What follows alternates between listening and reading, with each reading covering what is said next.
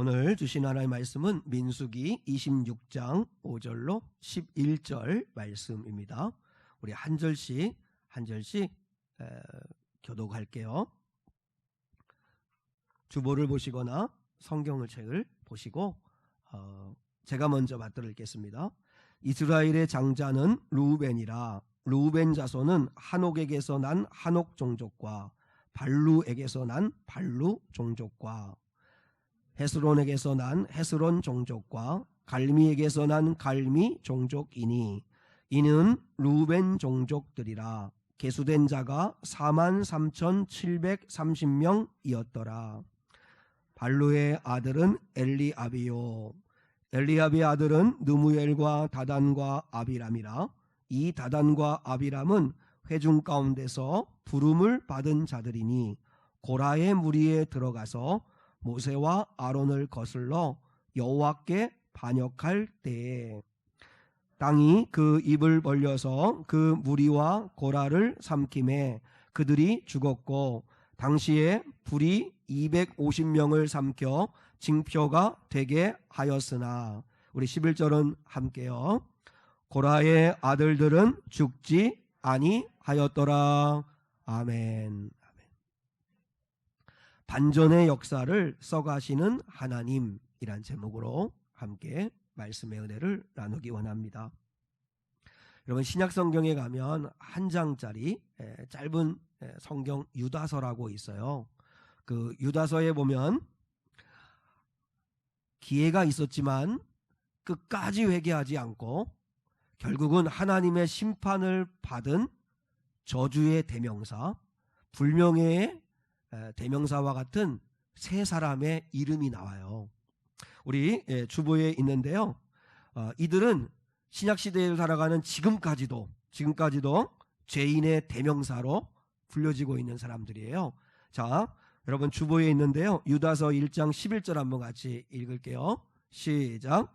화 있을진저 이 사람들이여 가인의 길에 행하였으며 삭슬 위하여 발람의 어그러진 길로 몰려갔으며 고라의 패역을 따라 멸망을 받았도다.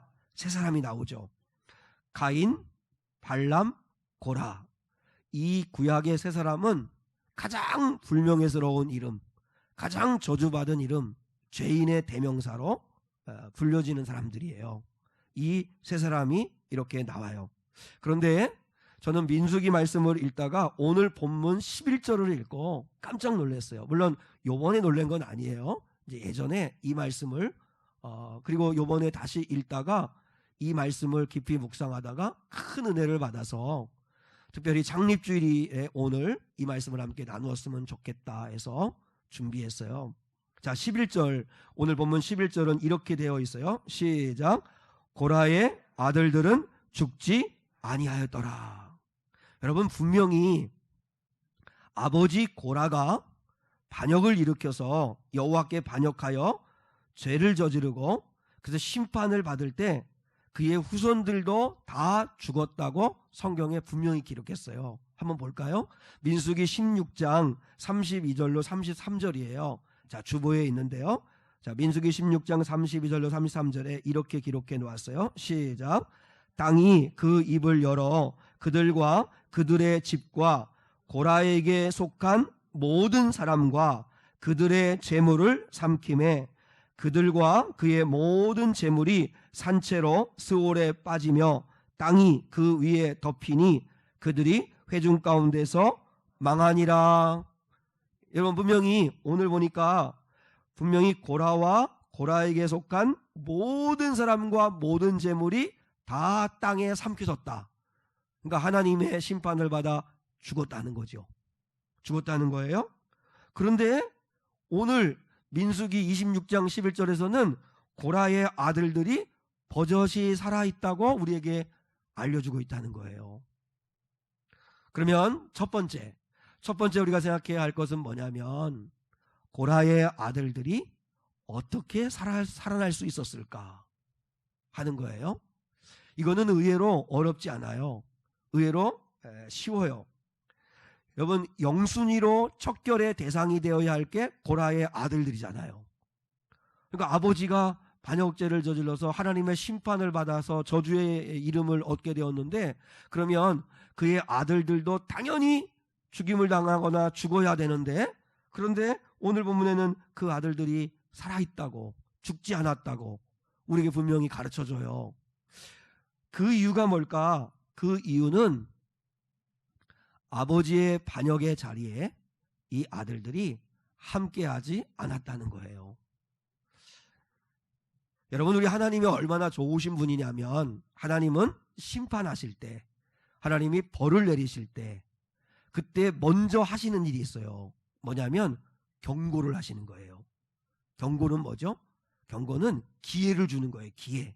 그럼 하나님이 무슨 기회를 줬냐면, 자, 민수기 16장 32절에서는 고라와 그에게 속한 모든 사람이 죽었다고 되어 있는데, 그 앞에 24절에 가면 민수기 16장 24절에서 하나님이 이렇게 경고를 주셨어요. 자, 같이 한번 봐요. 자, 성경 시작.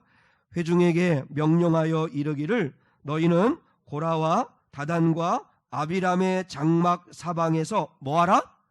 떠나라 하라. 떠나라 하라. 그러니까 하나님께서 심판하시기 전에 무슨 경고를 주시고 무슨 기회를 주셨냐면, 잘못했다고 생각하는 사람들은 그 자리에서 떠나라. 그 자리에서 떠나라.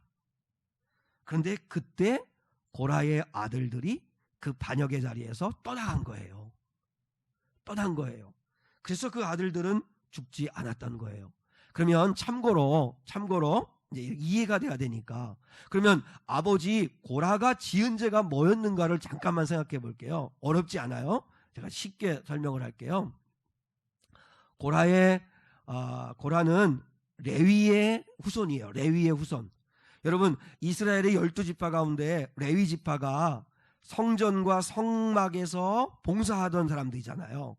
그래서 하나님이 특별히 제사장 가문으로 그들을 이렇게 구별하신 그 지파가 레위 지파예요. 그 레위에게는 세 아들이 있어요.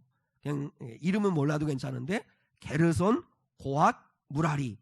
근데 그 두 번째 아들인 고핫을 좀 기억하면 좋겠어요. 레위에 세 아들이 있는데 그 세 아들 가운데 둘째 아들이 고핫인데, 이 고핫에게는 네 아들이 있어요. 근데 첫째 아들이 아므람이에요. 아므람. 이 첫째 아들, 고핫의 첫째 아들 아므람이 낳은 아들들이 누구냐면 아론하고 모세예요. 아론하고 모세. 그러니까 아론하고 모세도 레위 지파죠. 고핫의 자손이죠. 그리고 고핫의 둘째 아들이 이스할인데, 그 이스할이 낳은 아들이 고라예요. 고라. 그러니까 어떻게 되는 거예요? 아론하고 모세하고 고라하고는 사촌 형제지간이에요. 사촌 형제지간.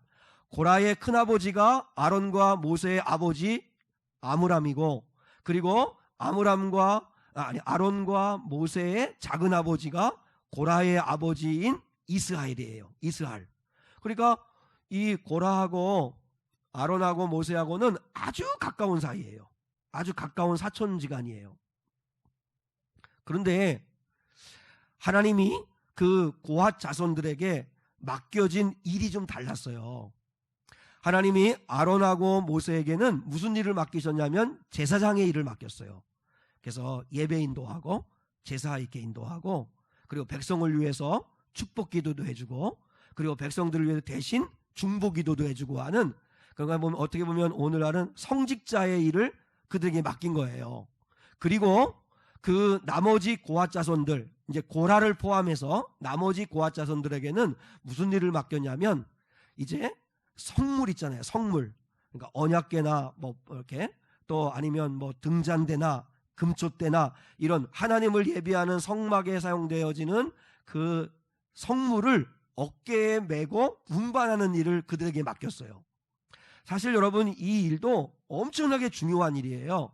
레위의 아들들인 고핫 자손 말고 게르손하고 무라리의 자손들은 무슨 일을 하냐면 그거보다 더 허드렛 일을 하는 거예요. 가령 물 떠오는 일, 또 장작 준비하는 일, 그리고 또한 성막에 널판 나르는 일, 그 다음에 이렇게 성막에 덮개 이렇게 운반하는 일, 이런 일을 맡은 건 게르손하고 무라리고, 특별히 레위의 아들 가운데 고핫 자손들에게 성물을 운반하는 일, 그 중에 아론과 모세에게는 제사장의 직분을 맡긴 거예요.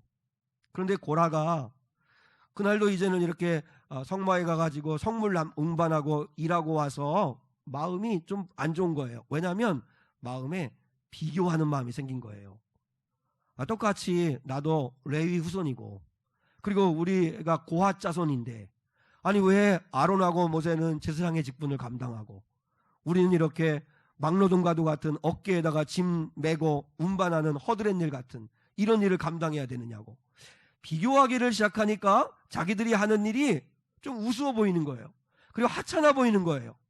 제사장들이 하는 일에 비하면 자기들의 일은 아무것도 아닌 것처럼 느껴지는 거예요. 그러면서 스멀스멀 마음에서 뭐가 일어나냐면 불만이 생기기 시작한 거예요. 한번 여러분 상상을 해봐요. 고라 아버지하고 아들들하고 밥을 먹어요. 밥을 먹는데 이제 아버지가 툭툭 던지는 거예요. 야, 우리도 레위의 자손이고 그리고 고핫 자손인데 왜 아론과 모세만 제사장의 직분을 감당하고 이스라엘의 지도자로서 그런 일들을 감당하고 우리는 이렇게 허드렛 일 같은 성물 운반하는, 어깨다 메고 운반하는 힘든 일은 우리가 해야 되느냐고. 그러면서 이제 불평 불만을 툭툭 던지기를 시작하는 거예요. 자식들 앞에서. 우리 사랑하는 성도 여러분, 여러분이 부부간에든 교회나 가정에서 자녀들이 듣는 데서나 아니면 믿지 않은 사람들이 듣는 데서 교회가 이렇더라, 목사님이 이렇더라 이러면서 불평이나 불만을 툭툭 던지는 그런 마음이나 그런 행동을 절대 하시면 안 돼요. 그게 무너지는 출발이에요. 그 불평과 불만이 쌓이면서 그러면서 이제는 원망이 되기를 시작하는 거예요. 그러면서 어느 날에는 이제 이 고라가 화가 나가지고 집에 와가지고 아들들한테 얘기하는 거예요. 이제 때가 됐다. 이제 모세하고 아론을 그 자리에서 내리고 그들을 물리치고 그리고 이제 우리가 그 자리에 앉기로 했다. 우리하고 뜻을 같이 한 사람들이 이스라엘의 지도자 가운데 250명이나 된다. 그러니까 아들들 너희들도 아버지하고 뜻을 같이 해다오. 아들들에게 얘기한 거예요. 근데 아들들이 가만히 보니까 아버지가 하는 일을 가만히 보니까 이거는 잘못된 거라고 느낀 거예요. 참 그게 귀하죠, 그죠? 아버지라고 무조건 편든 게 아니고 아버지가 하는 일이 잘못됐다고 생각한 거예요. 그래서 이 아들들이 아버지에게 찾아가서 만류를 하는 거예요. 아버지, 지금 아버지가 하려고 하는 일은 이건 사람에게 죄 짓는 게 아니라 하나님에게 죄를 짓는 겁니다. 그들에게 제사장 직분을 감당하게 하신 분도 하나님이고 우리한테 성물을 운반하게 하신 분도 하나님이잖아요. 사실 우리가 하는 일도 이거 얼마나 중요한 일인데요. 근데 아버지, 지금 아버지가 하려고 하는 이 반역하는 이 일은 하나님을 대적하는 일이에요. 아버지, 여기서 그만두세요. 여기서 그만두세요. 근데 아버지는 끝까지 고집을 부리는 거예요. 아버지의 뜻이 확고하다는 걸 알고 아들들은 어떻게 한 거예요? 그 자리를 떠난 거예요. 그 자리를 떠난 거예요. 왜? 더 이상 아버지를 설득할 수 없으니까. 그리고 아버지의 제약된 자리에 같이 할 수 없으니까. 그래서 그 자리를 벗어나게 된 거예요.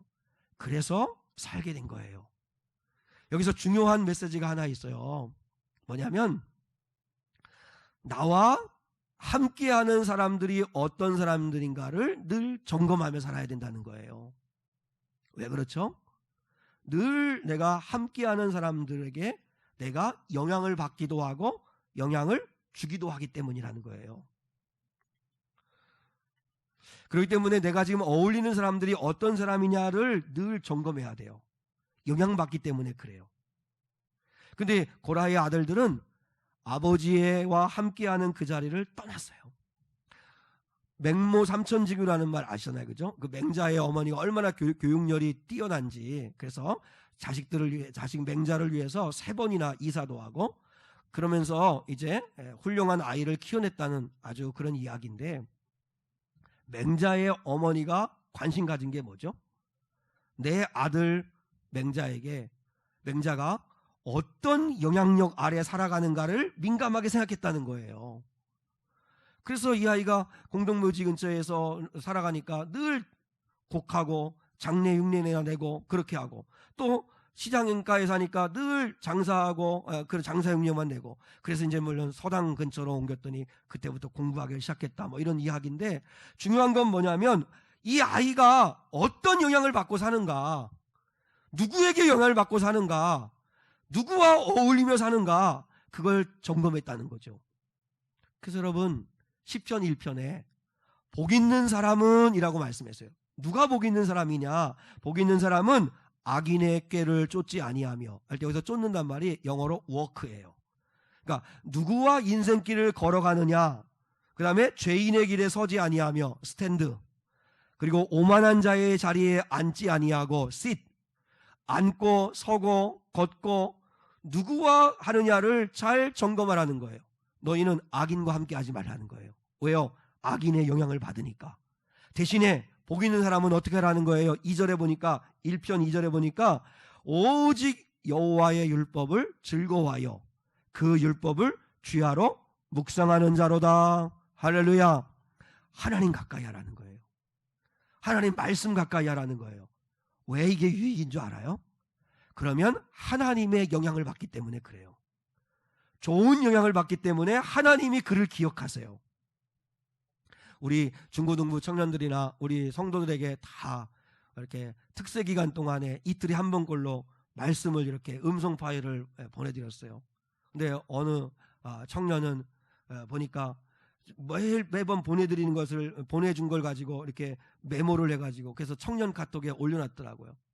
그래서 그 말씀을 받아가지고 했는데 메모도 참 잘했더라고요. 그래서 그 말씀을 보고 자기를 생각해보고 그리고 또한 돌아보기도 하고 그래서 좋은 시간이었다고 감사하다고 그렇게 해서 제가 솔직히 그 아이에게 내가 나이는 네가 어리지만 내가 너를 존경한다. 참 귀하다 그런 태도가 그렇게 이야기했는데 물론 표현하지 않은 성도들이 더 많다고 생각하는데 물론 카톡이 왔는데 이렇게 읽기만 하고 스킵만 하신 분이 계신지 모르겠지만 아무튼 어떻든 간에 하나님 말씀 가까이 하고 한 번이라도 더 듣고 한 번이라도 더 읽으면 영향을 받게 돼 있거든요. 영향을 받는 게 중요해요. 할 수만 있으면 여러분 하나님의 영향권 아래 살아서 하나님의 복을 받는 저와 여러분 될 수 있기를 축복합니다. 그러면 두 번째 고라의 그 자손들이 어떻게 되었는가 하는 거예요. 자, 고라의 아들들은 살아남았잖아요. 근데 그때가 언제냐면 가나안을 들어갈 때거든요. 그러면 이제 고라의 아들들도 가나안 땅에 같이 들어갔을 거예요. 근데 한번 생각을 해봐요. 고라의 후손들은 그 다음에 어떻게 되었는가? 민수기 성경 이후에 구약 성경에 보면 종종 고라의 후손들 이야기가 나와요. 제일 첫 번째, 고라의 후손들은 하나님을 찬양하는 사람들이 되었어요. 하나님을 찬양하는 사람들. 다윗은 음악에 아주 조예가 깊었어요. 다윗 왕은. 그래서 역대상 6장 31절에 보니까 여러분 주보에 있습니다. 말씀 한번 같이 읽을게요. 자, 시작. 언약궤가 평안한 곳을 얻은 후에 다윗이 이 아래에 무리를 세워 여호와의 집에서 찬송하는 일을 맡게 하매, 그런 기록이 나와요. 그러니까 다윗이 언약궤를 자기가 사는 궁전 가까이로 모시고 난 다음에 그 다음에 이 다음에 나오는 명단의 사람들에게 여호와를 찬양하는 일을 맡겼다는 거예요. 근데 그 여호와를 찬양하는 일을 맡기는 그 사람들의 명단이 역대상 6장 31절 이하에 나오는데 그 하나님을 찬양하는 성가대원으로 특별히 선택된 사람들 가운데 우두머리가 누구냐면 그 다윗 시대에 3대 음악가가 나와요. 3대 음악가. 마치 20세기에 3대 성악가라고 하면 이탈리아의 그죠? 이렇게 파바로티, 그 다음에 스페인의 도밍고, 그리고 호세 까레로스, 이런 사람들이 3대 음악가, 3대 성악가인 것처럼 다윗 시대 때 3대 음악가가 나오는데 헤만, 아삽, 에단이라는 세 사람이 나와요. 몰라도 괜찮아요? 근데 헤만, 아삽, 에단이라는 사람이 나오는데 여기에 중심 인물이 헤만이에요. 근데 이 헤만이 고라 자손이에요. 고라 자손. 그러니까 다윗 시대 때에 하나님을 예배하는 걸 가장 중요하게 했던 다윗이 이 일을 누구에게 맡기면 좋을까? 3대 음악가인 이 세 사람을 불렀는데 그 중에 헤만이라고 한 사람을 우두머리에 세워놓고 하나님을 찬양하는 일을 하게 한 거예요. 헤만이 바로 고라의 후손이에요. 근데 여러분 하나님을 찬양하는 일을 아무나 맡기나요? 아니에요. 영성도 있고 믿음도 있고 인격도 되는 사람에게 맡기는 거죠. 또 역대하 20장에 가면 유다 왕 여호사밧이라는 사람이 나와요. 여호사밧이 왜 유명하냐면 암몬이라고 하는 사람, 암몬 족속과 모압 족속이 연합군을 이루어 가지고 남왕국 유다 나라를 집어먹으려고 공격해 왔어요. 근데 이제 여호사밧이 자기들은 싸울 전력이 안 되는 거예요. 모압과 암몬 연합군이 너무 막강하니까 두려워서 기도하는데 하나님이 선지자를 보내셨어요. 그러면서 이렇게 말씀했어요. 여호사밧아, 두려워하지 마라. 이 전쟁은 하나님의 전쟁이다. 하나님이 싸우실 거다. 너는 네가 할 일은 그 여호와 하나님을 의지하는 거다. 그 메시지를 선지자가 보내요. 그러니까 여호사밧이 그 말씀을 듣고 난 다음에 진짜 믿었어요. 그래서 방패 만들고 창 만들고 전력을 강화시키는 일은 하지 아니하고 너무 엉뚱한 일을 해요. 여호사밧이 무슨 일 하냐면 성가대를 구성해요. 그래서 이제 모압과 암몬을 싸우기 위해서 최전장으로 나갈 때 최선봉에 누구를 세우냐면 성가대를 앞에 세워서 하나님을 찬양하게 해요. 이건 전쟁에 나가는 게 아니고 예배드리러 가는 모습이에요. 예배드리러 가는 모습. 근데 이게 너무 귀해요. 그러면서 여호사밧의 고백이 뭐예요? 전쟁은 여호와께 속하였다. 우리가 할 일은 뭐냐? 여호와 찬양하고 여호와를 인정하고 여호와를 의지하고 여호와를 따라가면 그분이 싸워주실 거다. 그 얘기를 하면서 성가들을 앞세워 가요. 근데 그 성가 대원들이 누구냐면 고핫 자손이면서 고라 자손들이에요. 고라 자손들. 여러분은 별로 놀라지도 않고 뭐 감동하지도 않겠지만 이건 엄청난 일인 거예요. 그래서 이들이 찬양하기를 시작하자 하나님이 복병을 보내셔서 암몬과 모압을 쓸어버리세요. 큰 승리를 거두세요. 여기서 중요한 메시지가 있어요. 이 말씀을 우리에게 적용해야 돼요. 우리의 모든 삶은 전쟁과도 같아요. 우리 삶은 전쟁이에요.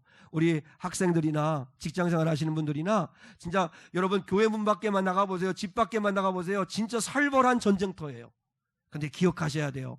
모든 인생의 삶이 전쟁터라면 전쟁은 여호와께 있는 거예요. 우리가 할 일은 뭔지 아세요? 여러분이 대비하고 준비하고 연구하고 사람 찾아다니고 다 하면서도 정작 뭐는 안 해요?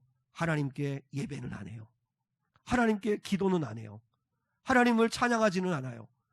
여호사밧이 우리에게 주는 메시지가 뭔지 아세요? 모든 삶의 전쟁은 여호와께 있다. 그러므로 우리가 할 일은 뭔지 아세요? 먼저 하나님을 예배하는 거예요. 먼저 하나님을 찬양하는 거예요. 먼저 하나님께 기도하는 거예요. 그러면 하나님이 싸워주시는 거예요. 믿습니까? 이 일에 앞장섰던 사람이 누군지 아세요? 고라 자손이에요. 고라 자손.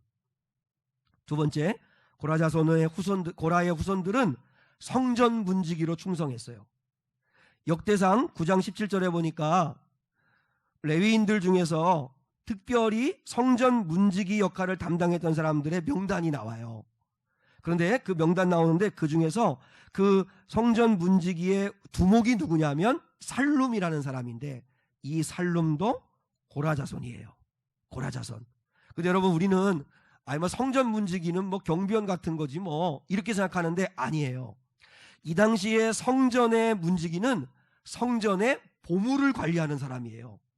성전에 들어오는 모든 재물을 관리하는 사람이에요. 그러니까 성전의 문지기는 아무에게나 시키는 게 아니에요. 신뢰할 수 있는 사람, 정말 정직한 사람, 하나님을 정말 두려워하는 사람에게 이 일을 시키는 거예요. 왜냐하면 근데 그 일을 누가 했냐면 고라 자손이 그 일의 우두머리가 됐다는 거예요. 신뢰를 회복한 거예요. 그리고 세 번째, 고라의 후손들이 한 일은 뭐냐면 시편을 짓는 시인들이었어요. 시편이 구약의 시편이 150편이에요. 150편 가운데 12편이 고라 자손이 지은 시예요. 대표적인 시를 제가 세 가지만을 소개했는데 첫 번째는 시편 42편 1절이에요. 이렇게 노래해요. 자, 같이 한번 읽어요. 같이요. 시작. 하나님이여 사슴이 시냇물을 찾기에 갈급함같이 내 영혼이 주를 찾기에 갈급하나이다. 이게 고라 자손의 심정이었어요. 사슴이 시냇물을 찾기에 갈급한 것처럼 내가 하나님을 갈급해하나이다. 왜 그랬을까요? 생각해봐요. 아버지는 역적 중에 역적이잖아요. 죄인의 대명사잖아요. 오늘날로 말하면, 신약시대로 말하면 가룟유다 같은 이름이에요. 아버지가 그런 사람이니까 그 아들들한테는 뭐가 따라다닐까요? 꼬리표가 따라다닐 거 아니에요. 아들들이 살아가지고 가나안 땅에 들어간 거예요. 그러니 주변 사람들이 뭐라고 했어요? 저 고라의 자식들, 저 고라 자식들, 저 염치도 없이 저거 버젓하게 살아있네. 그러면서 여러분 얼마나 비난하고 조롱하고 우습게 여겼을까요? 그리고 아까 민수기 16장에 읽었잖아요. 하나님이 고라에 속한 사람들을 심판할 때 뭐도 다 땅에 삼켰어요? 재물도 삼켰어요. 그러니까 고라의 후손들은 하루아침에 가난해진 거예요. 가난하죠? 꼬리표 따라다니죠? 그리고 뭐 직장을 얻을 수 있겠어요? 누가 뭐 돕기를 하겠어요? 누가 뭐 일을 주겠어요? 그러니까 살 수 없는 그런 삶이에요. 그럼에도 불구하고 이 고라의 후손들이 만약에 하나님을 경외하지 않으면 아이 모르겠다, 될 대로 되라, 술 먹고 인생 허비하고 그냥 망나니처럼 그렇게 살 수 있어요. 근데 하나님을 경외하는 고라의 후손이니까 뭘 정한 거예요? 시편 42편 1절을 하나님이여 사슴이 시냇물을 찾기에 갈급함같이 우리는 어디에도 의지할 데가 없습니다. 누구 하나 도울 자도 없습니다. 고라의 자식이라는 꼬리표 따라다닙니다. 소망이 없습니다. 그러나 하나님을 갈망합니다. 하나님을 갈망합니다. 하나님 의지합니다. 하나님만 바라본 거예요. 그래서 하나님이 고라의 자손에게 복을 주신 거예요. 여러분, 저는 이 말씀을 묵상하며 오늘날 그리스도인들이, 오늘 2부 예배를 드리는 우리 교회 다니는 우리 사랑하는 성도들이 우리가 고라의 후손이구나 라는 생각을 했어요. 무슨 말이냐면 지금 교회 다니는 교인들, 예수 믿는 그리스도인들이라는 이름이 불명예스러운 이름이 됐어요. 불명예스러운 이름이 됐어요. 직장에 가면 당신 교회 갔다 왔어? 아니 왜 가지 말라는 교회는 그렇게 가? 여러분, 이러는 세상이 됐어요. 예수 믿는다는 걸 숨겨야 되는 세상이 됐어요. 교회 갔다 왔다는 말을 하지 못하는 시대가 됐어요. 너무 불명예스러운 이름을 얻게 됐어요. 왜요? 과거에 예전에 정말 믿음의 선배들인 저희들 같은 사람들이 본을 보이지 못해서 20대 우리 중고등부 우리 아들 딸들, 청년 우리 아들 딸들이 신앙생활하는 지금이 여러분이 고라의 자식들 같이 돼버렸어요. 그럼에도 불구하고 저는 우리 상한 성도들에게 이렇게 도전하고 싶어요. 욕먹을 각오를 하면 좀 안 될까요? 욕먹을 각오를 좀 하면 좋겠어요. 예, 참 교회가 잘못한 거 있습니다. 인정합니다. 그렇지만 저는 예수님 믿는 사람입니다. 저 예수 믿는 사람입니다. 저 교회 다니는 사람입니다. 지금은 사실 오늘날에는 예수님 때문에 예수님을 위해서 여러분 욕먹을 일 별로 없어요. 지금이 진짜 좋은 때예요. 지금은 내가 예수님 그래도 사랑합니다, 예수님을 믿는 사람입니다 라고 밝히는 것, 시인하는 것만으로도 하나님이 영광 받으시는 그런 시대가 됐어요. 좋은 때죠. 좀 욕먹을 각오하면 안 돼요? 욕먹는 거, 예수 믿는 것들은 다 이러쿵저러쿵 하면서 그런 말 듣기 싫으니까 예수 믿는 것도 숨기고 교회 다니는 것도 숨기고, 전 그렇게 사는 건 옳은 건 아닌 것 같아요. 물론 무지하게 예수 믿는 사람들이 무례하게 행동하면 절대 안 돼요. 그러면 안 돼요. 뱀같이 지혜롭고 비둘기같이 순결하게 행동해야 되지만, 그렇지만 하나님을 사랑하는 사람이라고, 여전히 나는 예수님을 믿는 사람이라고 당당하게 밝힐 수 있는 기회가 있을 때는 밝힐 수 있는 거, 자꾸 숨지 말고, 그게 하나님을 기쁘시게 하는 일이라고 생각이 들어요. 그러면서 우리가 해야 할 일이 뭐예요? 고라자손처럼 하나님, 사슴이 시냇물을 찾기 갈급함같이 내가 하나님을 찾기에 갈급합니다. 저는 하나님밖에 없습니다. 하나님이 도우시지 않으면 안 됩니다. 그게 고라의 후손이에요. 두 번째, 시편 46편이 고라의 자손의 시거든요. 시편 46편은 왜 유명하냐면 마틴 루터라고 하는 종교개혁자 있잖아요. 마틴 루터가 사실 캐톨릭이라고 하는 로마 교황이라고 하는 막강한 권력 앞에서 종교개혁을 일으킬 때 얼마나 생명의 위협을 많이 느꼈겠어요. 죽을 고비가 너무 많고 살해 위협을 느끼고 너무너무 두려울 때마다 시편 46편으로 힘을 얻었대요. 그래서 거기서 힘을 얻고 은혜 받고 그리고 난 다음에 지은 시가 찬송가 585장, 우리 설교 후에 하려고 하는 찬양인데, 내 주는 강한 성이요 방패와 병기 되시니 큰 환난에서 우리를 구하여 내시리로다. 옛 원수 마귀는 이때도 힘을 써 모략과 권세로 무기를 삼으니 천하에 누가 당하랴. 내 입만 의지할 때는 패할 수밖에 없도다. 힘 있는 장수 나와서 날 대신하여 싸우네. 이 장수 누군가? 주 예수 그리스도 만군의 주로다. 당할 자 누구랴? 반드시 이기리로다. 할렐루야. 여러분, 이게 시편 46편의 고라자손의 신앙 고백을 마틴 루터도 거기에 힘을 얻고, 여호와가 우리 방패시다, 여호와가 나를 도우시는 분이시다, 그러므로 힘을 내자. 원수 마귀가 구름대처럼 나를 몰려들어 공격한다 할지라도 그래도 내가 주님을 의지하면 주님이 싸워 이기시리라, 그러면서 힘을 내었던 거예요. 그리고 마지막 하나, 시편 84편이 고라자손의 시예요. 유명한 구절이 10절이에요. 자, 10절 같이 한번 읽어요. 주보에 있어요. 시작.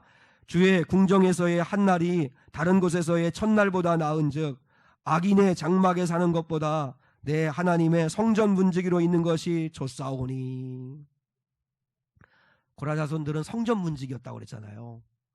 그들은 성전 문지기 일도 최선을 다했어요. 진실하게, 성실하게. 왜요? 그 직분 하나님이 주신 거니까, 하나님이 맡겨주신 거니까 그 일을 잘 감당했어요.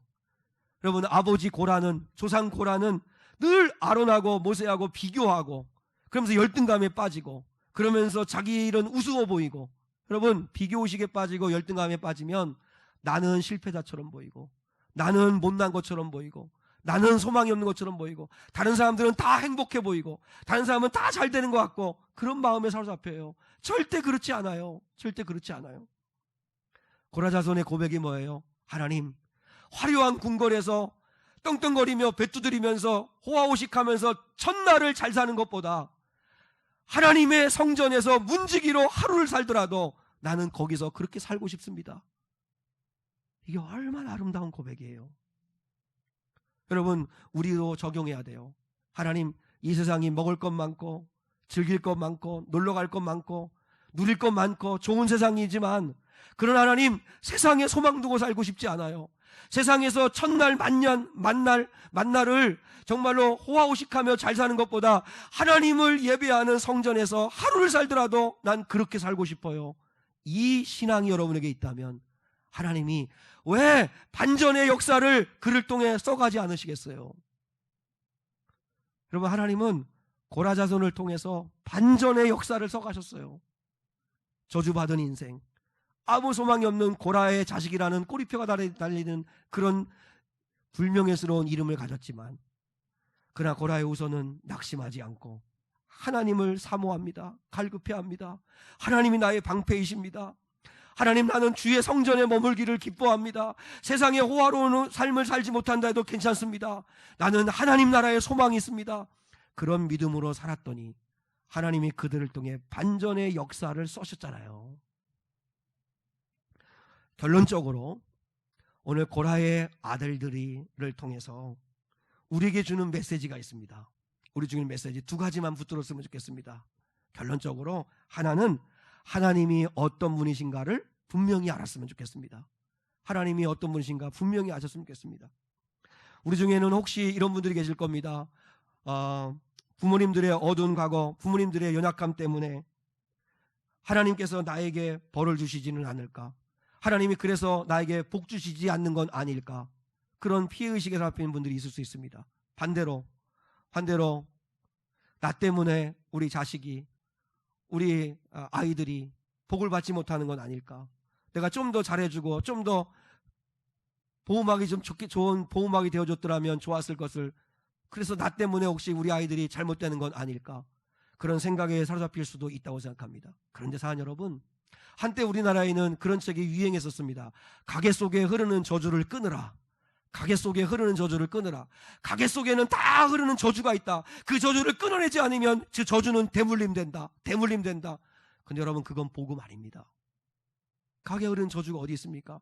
내가 고린도후서 5장 17절의 말씀처럼 누구든지 그리스도 예수 안에 있으면 그는 새로운 피조물이라 이전 것은 지나갔으니 보라 새 것이 되었도다. 우린 예수 안에서 얼마든지 하나님은 반전의 역사를 써가실 수 있는 하나님이신데 그 뭐 저주 타령하고 그리고 뭐 핑계대고 그럴 필요 없다는 거예요. 야베스를 보세요. 야베스는 저주받은 인생이에요. 이름 자체가 엄마가 이름 지으면서 고통이란 이름을 졌어요. 아예 망한 집안에서 태어난 그런 사생아 같은 아이였어요. 근데 그 아이가 인생을 바꿨어요. 어떻게 해요? 기도로 인생을 바꿨어요. 자기 인생을 기도로 바꿨어요. 하나님을 나의 피난처로 삼고 하나님을 갈망하고 고라의 후손들처럼 하나님 붙잡으면 하나님이 반전의 역사를 쏘아주시는 거죠. 물론 여러분, 무엇을 보고 무엇을 듣고 하느냐는 영향을 받는 건 있어요. 그럼에도 불구하고 어떤 저주의 의식에 빠지고 어떤 피해 의식에 빠지고 어떤 열등 의식에 빠져서 살지는 않기를 축복해요. 산 여러분, 우리 하나님은 여러분이 과거에 매여 살기를 기뻐하지 않으세요. 왜냐하면 우리 하나님은 얼마든지 그 하나님을 바라보고 그 하나님께 소망을 두고 그 하나님을 간절히 사모할 때 하나님은 반전의 역사를 얼마든지 써가시는 하나님이시라는 사실을 믿으실 수 있기를 축복해요. 그래서 두 번째, 절대로 탓하지 마셔야 돼요. 소위 우리는 부모 탓하고 환경 탓하고 팔자 탓을 해요. 한번 생각해봐요. 고라의 자손들을 생각해봐요. 우리는 뭐 노력해도 소용없어. 직장도 못 구해.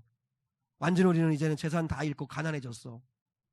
모르겠다. 인생 되는 대로 살자. 그렇게 하지 않았어요. 여러분, 고라의 후손들은 사람들이 손가락질하면 그냥 받았어요. 조롱하면 그냥 인정했어요. 예, 우리 아버지가 고라 맞습니다. 하나님 앞에 반역하는 죄를 지었습니다. 맞습니다. 인정했습니다. 오해받기도 하고 손가락질 받기도 하고 힘든 시간을 견뎌냈어요. 그럼에도 불구하고 고라의 자손들은 아버지 고라를 원망하지 않았어요. 조상 탓하고 아버지 탓하고 그래서 우리가 이 꼴이야 이러면서 여러분 원망하며 시간 낭비하지 않았어요. 대신 자신들에게 주어진 일, 그게 문직이면 그 일 최선을 다하고 진실하게 다하고 성심성의껏 다하고 그리고 최선을 다하고 진실하게 할 때 그때 조금씩 신뢰를 회복하게 되었어요. 아시죠 여러분? 그리스도인이라는 이 이름이 1세기 때에는 그 안 믿는 사람들이 예수 믿는 사람들을 조롱하기 위해서 붙인 이름이었어요. 아우 저 그리스도인들, 아우 저 예수쟁이들 이러면서 붙인 이름이었어요. 근데 1세기 때 그리스도인들, 초대교회 그리스도인들은 차원이 다른 삶을 삶으로 인해서 훗날 그리스도인은 명예로운 이름이 되었어요. 명예로운 이름이 되었어요. 그래서 로마를 기독교 국가가 될 수 있을 만큼 선한 영향력을 미치는 이름이 되었어요. 불명예스러운 이름을 나의 삶을 통해 얼마든지 명예로운 이름으로 바꿀 수 있어요. 그러면 여러분 우리에게 적용해봐요. 지금 우리는 아우 저 예수쟁이들 하면 무슨 뜻이죠? 간사하고 이기적이고 무례하고 고집스럽고 말만 앞서고 그리고 행동은 뒤따르지 않는 안과 밖이 다르고 겉과 속이 같은 얘기네요. 아무튼 그런 모습으로 부정적인 이미지로 각인되어 있는 게 예수쟁이에요. 예수쟁이들. 우리에게 주어진 사명이 뭐죠? 그럼에도 불구하고 우리가 고라의 자손들처럼 그러면 우리도 있는 자리에서 가정에서 직장에서 학교에서 여러분이 있는 자리에서 고라의 후손들처럼 성실하게 진실하게 순결하게 예수님을 믿는 사람답게 살아가다 보면 이름이 명예로운 이름으로 바뀌어가겠죠. 조금씩 바뀌어가겠죠. 그게 우리에게 주어진 사명입니다. 우리에게 주신 사명. 이렇게 보험에 가입을 했더니 이 보험 아주머니가 이렇게 조그만 선물하고 시집 하나를 보내왔어요. 저는 이렇게 시를 읽는 걸 좋아하는데 왜냐하면 한 권을 빨리 읽을 수 있기 때문이에요.